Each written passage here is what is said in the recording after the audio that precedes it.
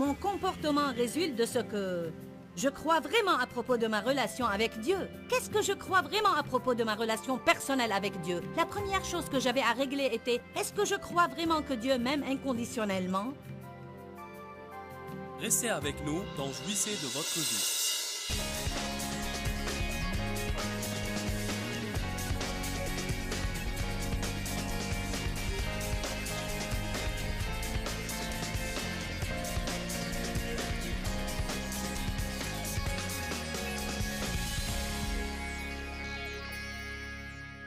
Hébreux 4, 15 et 16. Je veux que vous suiviez dans votre Bible, car nous n'avons pas un grand prêtre impuissant à compatir à notre faiblesse, à comprendre nos infirmités et notre faiblesse vis-à-vis des attaques de la tentation, mais au contraire, il a été tenté comme nous en toutes choses, sans commettre de péché.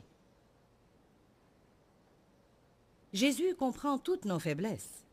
Il comprend nos infirmités, nos faiblesses, nos défauts et nos fautes. Peut-être il ne les apprécie pas, mais il les comprend. Pourquoi? Car il était dans un corps humain. Il comprend tout ce que vous endurez.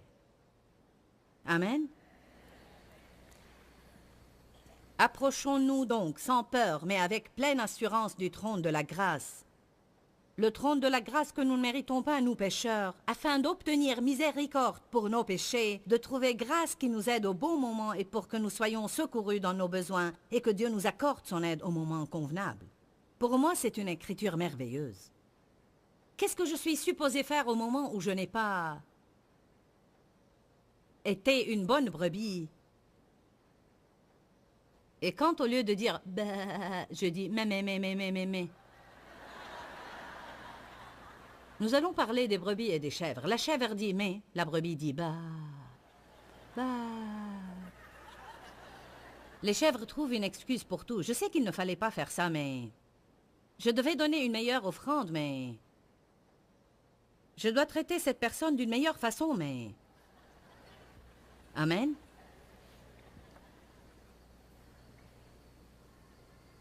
Nous pouvons nous approcher avec assurance du trône. Nous ne sommes pas un fardeau pour Jésus. Il veut prendre soin de nous, mais nous devons lâcher les rênes et les lui donner. Lâchez les rênes, donnez-les à Dieu. J'ai mis quelques écritures sur l'écran pour que vous puissiez les voir et que vous n'ayez pas à ouvrir vos livres. Jérémie 31, verset 3.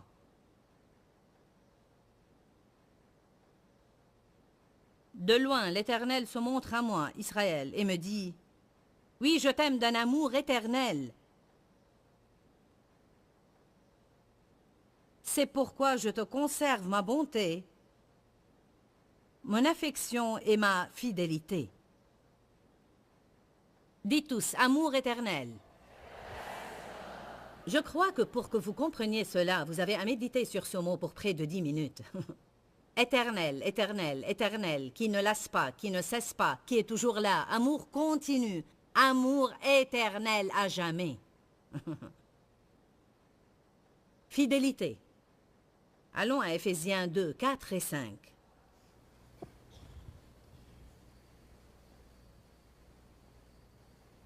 Mais Dieu qui est riche en miséricorde, à cause du grand amour dont il nous a aimés, nous qui étions morts par nos offenses, nous a rendus à la vie avec le Christ. C'est par la grâce que vous êtes sauvés. Même quand j'étais morte par suite de mes péchés, il m'a aimé. Il est venu dans mon désordre et m'a sauvé. Il y a une écriture qui dit, s'il a fait ça pour nous, combien plus le fera-t-il maintenant que nous avons un semblant de relation personnelle avec lui? L'écriture n'utilise pas ces mots, mais voici ce qu'elle dit. Même si nous avons un semblant pitoyable de relation avec lui, s'il a fait cela pour moi quand je ne m'intéressais pas à lui, combien plus le fera-t-il maintenant que j'essaye? Vous êtes là parce que vous êtes en train d'essayer. Il se peut que vous ne soyez pas premier de votre promotion, mais vous êtes à l'école. Amen. Vous n'avez pas séché le cours ce soir. Bien. Il y a quelque chose qui a tout changé pour moi et je ne vais pas rentrer dans les détails, mais il y a une écriture dans 2 Corinthiens 5:7 qui dit « Nous marchons dans la foi et non dans la claire vision. » Mais voici ce que la Bible amplifiée dit. « Car nous marchons par la foi, nous réglons notre vie et nous nous comportons selon notre conviction ou notre foi vis-à-vis de la relation de l'homme avec Dieu. » Nous allons nous arrêter sur cette idée. Je veux que vous compreniez cela. Il y a quelques années, je lisais cette écriture et le Seigneur m'a dit quelque chose. Il me l'a résumé en un mot et il m'a dit « Qu'est-ce que tu crois à propos de ta relation avec moi ?» Et c'est ce que ce verset dit. Lisons-le encore. « Nous marchons par la foi, nous réglons notre vie et nous nous comportons selon notre foi. » En d'autres termes, mon comportement résulte de ce que je crois vraiment à propos de ma relation avec Dieu. Qu'est-ce que je crois vraiment à propos de ma relation personnelle avec Dieu? La première chose que j'avais à régler était, est-ce que je crois vraiment que Dieu m'aime inconditionnellement? Vous savez quoi? Bien que j'ai chanté toutes les louanges et dit tout ce qu'il fallait dire jusqu'à ce stade de ma vie, j'avais à être honnête avec moi-même et dire non. Je ne crois pas vraiment que Dieu m'aime inconditionnellement. Si je le croyais, je n'aurais pas vécu dans la culpabilité pour des jours ou des semaines chaque fois que je commettais une erreur. Si je le croyais, j'aurais toujours prié avec assurance comme la Bible me dit de faire, même quand je commets des erreurs. Et après avoir demandé à Dieu le pardon, j'aurais toujours cru qu'en tant qu'enfant de Dieu, qu'en tant que membre de la famille, j'ai toujours un droit acheté par le sang de demander l'aide de mes parents. Même si mes enfants ne font pas ce que je veux, cela ne les empêche pas de demander mon aide quand ils en ont besoin. En fait, nous sommes les premiers vers qui ils courent. Vous m'entendez? J'ai dit nous sommes les premiers vers qui ils courent. Amen. Bien, je pourrais dire beaucoup plus de choses à propos de ce sujet, mais je veux vous encourager à vous poser vraiment quelques questions à propos de ce que vous pensez de votre relation personnelle. Je ne parle pas de ce que quelqu'un d'autre peut croire. Je ne parle pas de ce que votre mère ou votre père croit. Un de mes enfants m'a dit une fois, « J'ai besoin de savoir ce que je crois. J'ai besoin de savoir si je crois ceci parce que tu le crois toi-même ou je le crois parce que je le crois. » Peut-être certains ont besoin de savoir cela. Peut-être vous avez entendu des sermons et des sermons pendant des années et vous êtes convaincus dans votre tête, mais est-ce que vous le croyez vraiment? Est-ce que ça a été une révélation pour vous?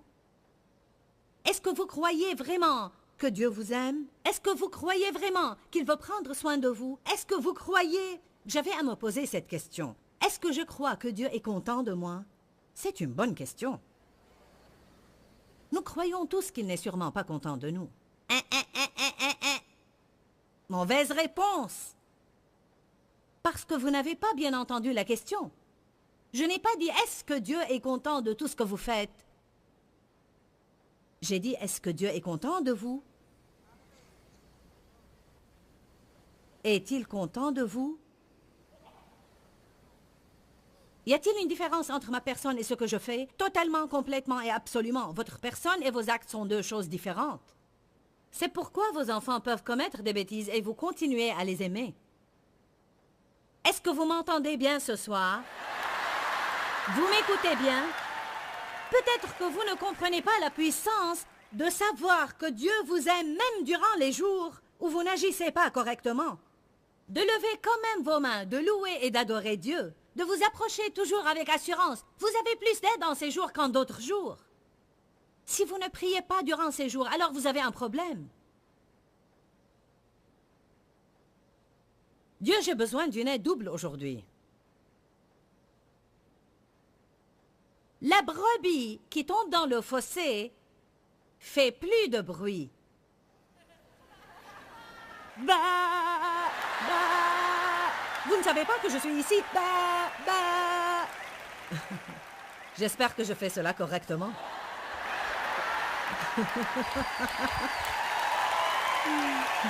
Peut-être que je devais avoir un enregistrement de la voix de la brebis. N'est-ce pas la vérité? En fait, quand elle a n'importe quel problème, elle hurle et crie plus fort que jamais.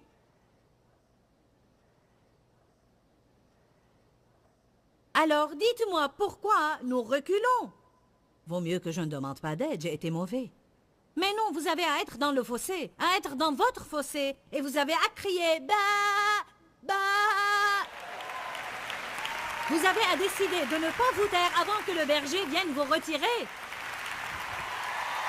Alléluia! Amen! Vous savez quoi? Si vous étiez un petit agneau, tombé dans le fossé, vous auriez crié toute la nuit jusqu'à ce qu'on vienne à votre secours.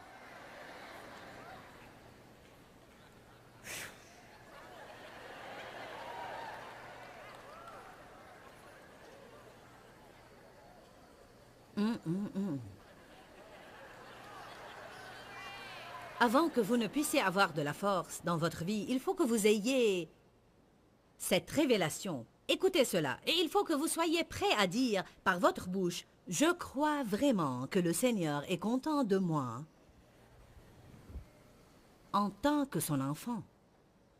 Je ne fais pas tout correctement et je ne crois pas qu'il est content de tout ce que je fais, mais je crois qu'il est content de moi. » Pensons un petit peu quand, durant le baptême de Jésus, une voix se fit entendre des cieux en disant « Celui-ci est mon fils bien-aimé, en qui j'ai mis toute mon affection. » À votre avis, qu'est-ce qui serait arrivé si Jésus avait dit « Ah non, non, non, non, non, non, non, je ne peux pas croire ça, je suis mauvais. » Où aurions-nous été aujourd'hui?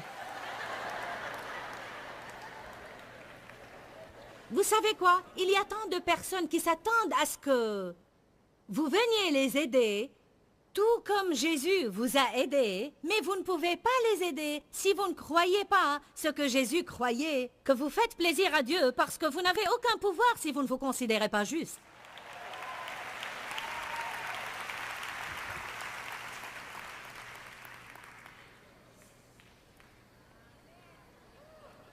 Plusieurs d'entre vous ont besoin d'avoir cette cassette. Et je dis aux téléspectateurs, ça vous ferait du bien de regarder mon programme à plusieurs reprises.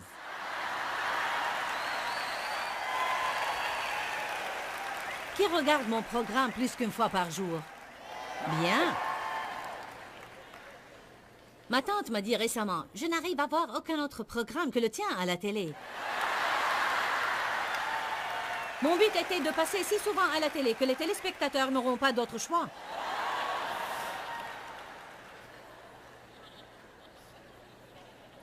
Est-ce que je crois vraiment que Dieu a un bon plan pour ma vie?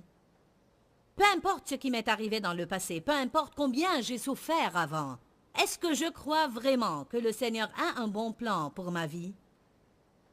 Comment puis-je lire des Écritures comme Jérémie 29:11 et Éphésiens 2:10 sans croire cela? Car je connais les projets que j'ai formés pour vous, dit l'Éternel, projets de paix et non de malheur, afin de vous donner un avenir et de l'espérance. Éphésiens 2 dit qu'il a préparé d'avance un bon plan pour notre vie, pour que nous accomplissions ce bon plan. Est-ce que je crois que je suis toujours et à jamais en voie de changement, tant que je suis à sa recherche, peu importe comment cela me semble ou ce que je sens, parce que nous sentons tous que nous ne changeons pas. Si vous lisez la Bible dans 2 Corinthiens 3, il est écrit que quand je contemple la parole de Dieu comme dans un miroir, alors je suis transformé continuellement de gloire en gloire en gloire. Quand Satan me dit que je ne change pas, je dis « je change ». Pendant que tu me dis que je ne vais pas changer, je suis en train de changer. Car le fait de savoir que tu es en train de me mentir veut dire que je suis en train de changer. Pendant combien d'années le diable m'a dit ça et je ne savais pas que c'était lui. Alors le fait de pouvoir dire « le diable me ment » est une preuve de changement.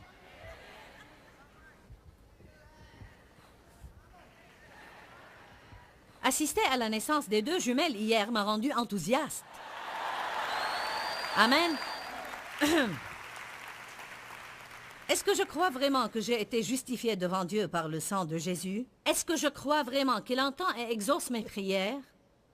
Est-ce que je crois vraiment qu'après avoir prié, Dieu est en train d'intervenir dans ma situation, peu importe comment les choses semblent?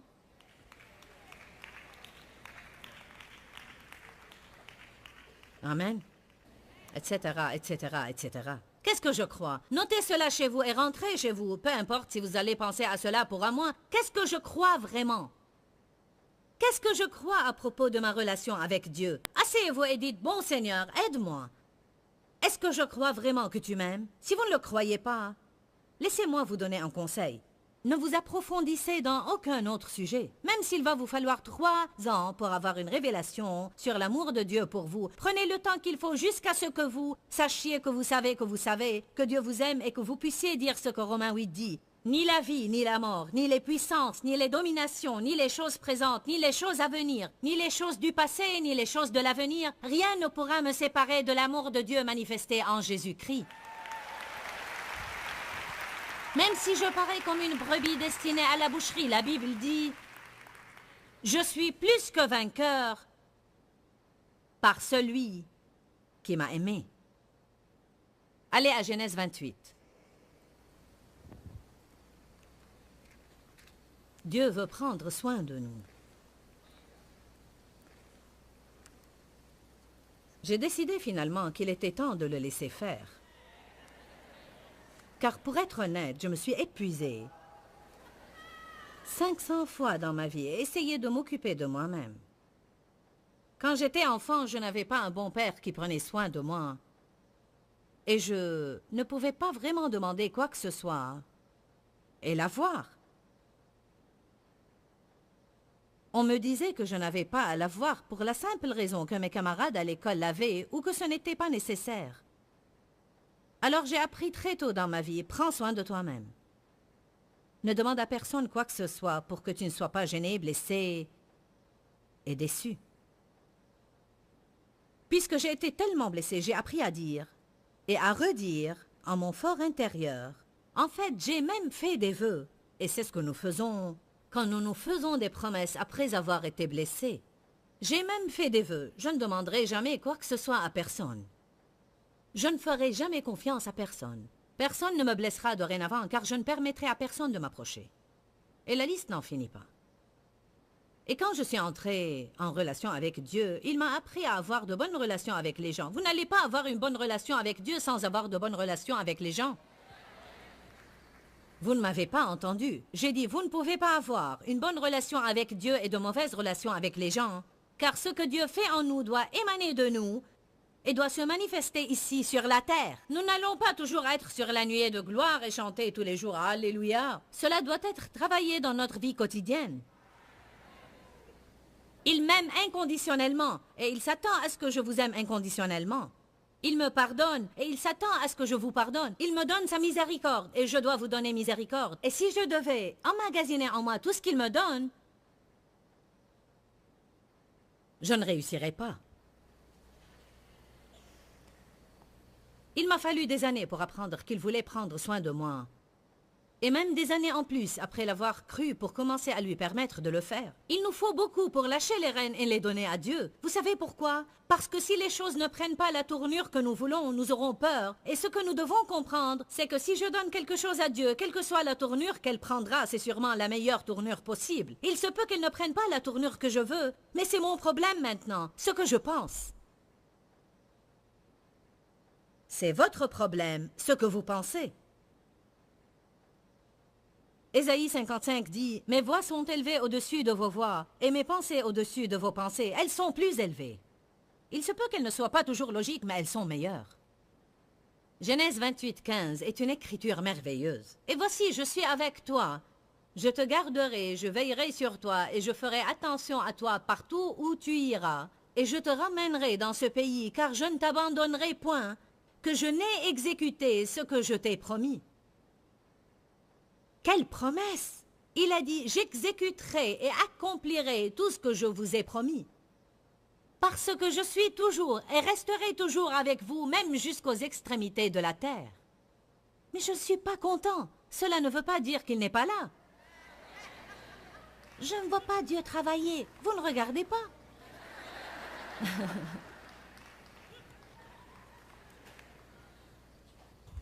Peut-être que vous vous attendez à ce qu'il fasse ce que vous auriez fait alors qu'il fait autre chose. Écoutez ce que Jacob a dit. Jacob s'éveilla de son sommeil et il dit, « Certainement l'Éternel est en ce lieu et moi je ne le savais pas. Je ne veux pas que cela m'arrive. Je ne veux pas que Dieu soit là sans que je ne le sache. » Amen. Nous avons déjeuné aujourd'hui dans un restaurant et juste avant de partir, on nous a dit, « On a payé votre addition. » Merci Jésus. J'aime beaucoup cela. Ce n'était pas, « Oh comme c'est gentil », c'était Dieu. Cela mérite d'être mentionné. Amen. Nous avons vu miracle après miracle quand on a prié pour que Dieu vienne à l'aide de ma fille. En accouchant ses jumelles hier soir. Lors des contractions, les bébés ne sortaient pas. L'accouchement était difficile et les bébés ne sortaient pas. Alors, le médecin est venu nous dire « J'attendrai encore une demi-heure. » Et puis on devra lui faire une césarienne. Nous avons prié et 15 minutes plus tard, la tête est sortie. Celle du bébé A, comme on l'a appelé. L'autre était en position transversale. Nous avons prié et elle a tourné. Je veux dire, miracle après miracle après miracle. Qui ne voudrait pas être chrétien? Il faut qu'il y ait quelque chose qui ne va pas en vous pour ne pas vouloir avoir une relation avec Dieu et avoir le privilège de prier. Et de pouvoir demander à Dieu de subvenir à vos besoins. Il veut prendre soin de vous. Il est un bon berger et le berger prend soin de toutes ses brebis. Allez au psaume 121.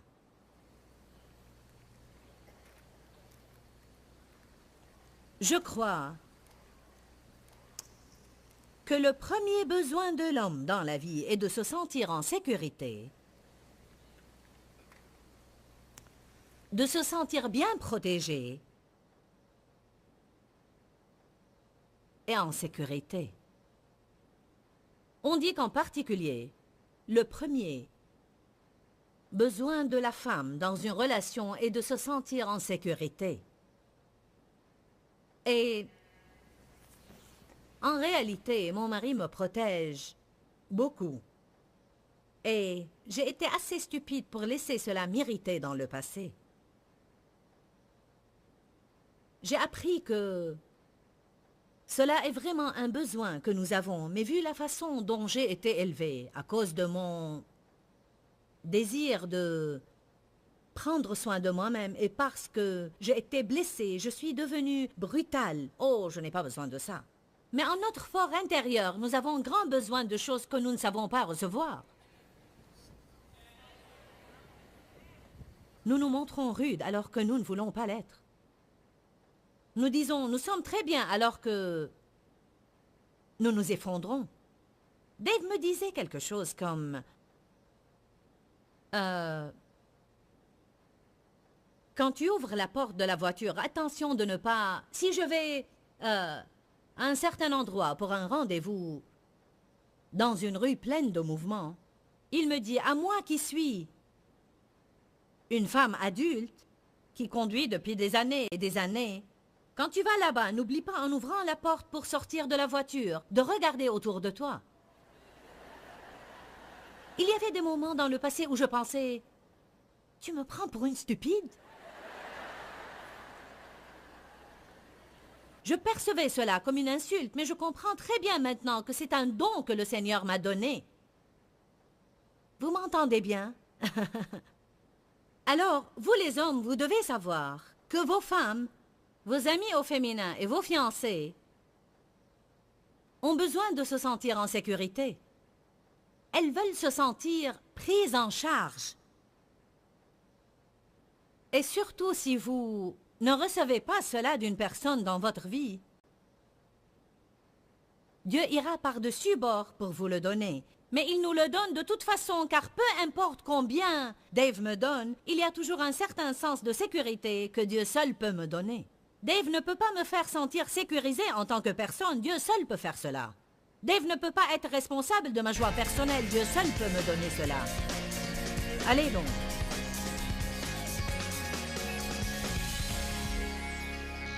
Nous avons besoin de comprendre l'importance de ce titre que l'Éternel s'est donné. L'Éternel est mon berger. Je veux vous encourager à donner toujours la priorité à la parole de Dieu Parce que je crois vraiment que la parole de Dieu est puissante et capable de changer votre vie. Que le Seigneur vous bénisse et à bientôt. Pourquoi Seigneur, pourquoi? Dans ce livret, Joyce Meyer nous enseigne à travers la parole comment être délivré de la confusion. Pour obtenir ce livret gratuitement, écrivez-nous à Joyce Meyer, boîte postale 40095-6300 Larnaca, Chypre. Ou bien visitez notre site web www.joycemeyer.org/fr.